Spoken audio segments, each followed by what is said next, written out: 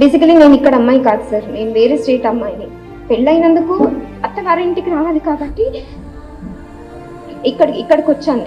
Environment అంతా చాలా బాగా అనిపించింది. అరే హైదరాబాద్ ఎంత బాగుంది, ఎంత మంచిగా ఉంది, ఎంత పీస్ఫుల్గా ఉంది, ఎంత గ్రీనరీగా ఉంది. మనకు అదే కదా కావాలి మన పిల్లలకి వచ్చి. అదే ఇంకొక 2 years రెంట్ అవసరం. తర్వాత ఓకేలే, ఒకరు అర్న్ చేస్తే ఇంకొకరు మొత్తం ఈఎంఐ, ఇంకొకరు అర్నింగ్ ఈఎంఐ మొత్తం మనము లోను కట్టుకోవచ్చు, ఈఎంఐ ఇంకొకరు అర్నింగ్ ఈఎంఐ మొత్తం మనము లోను కట్టుకోవచ్చు అని చెప్పి ఇల్లు కొన్నామండి. 10 years అయిందండి ఇల్లు కొని. ఇప్పుడు సడన్గా వచ్చి బఫర్ జోన్ అంటున్నారు. అంటే ఇప్పుడు బఫర్ జోన్లో ఒక్కసారి మార్పు వేస్తే పూల కొట్టేస్తామంటున్నారు. మాకు అసలు ఏం చేయాలో మాకు అర్థం కావట్లేదు. ఇంకా 2035 దాకా మాకు ఈఎంఐస్ ఉన్నాయి. వాళ్ళు బ్యాంక్ వాళ్ళు ఏం చెప్తున్నారంటే ఇల్లు ఉన్నా లేకపోయినా మేము ఈఎంఐ కట్టాలంటున్నారు.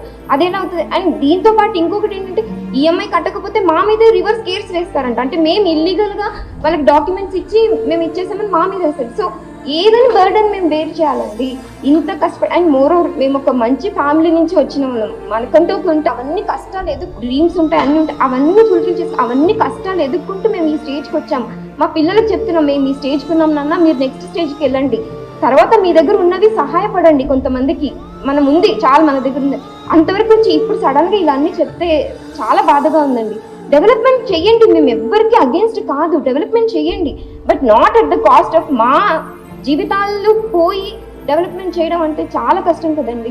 ఇప్పుడు ఆ లోన్స్ అని నిజంగా లోన్స్ తలుచుకుంటుంటే నైట్ పడుకుంటే మార్నింగ్ చిన్న పిల్లలండి, అంటే భయంగా ఉందండి. చిన్న పిల్లలండి, నాకు ఇంత చిన్న పిల్లలు ఉన్నారండి.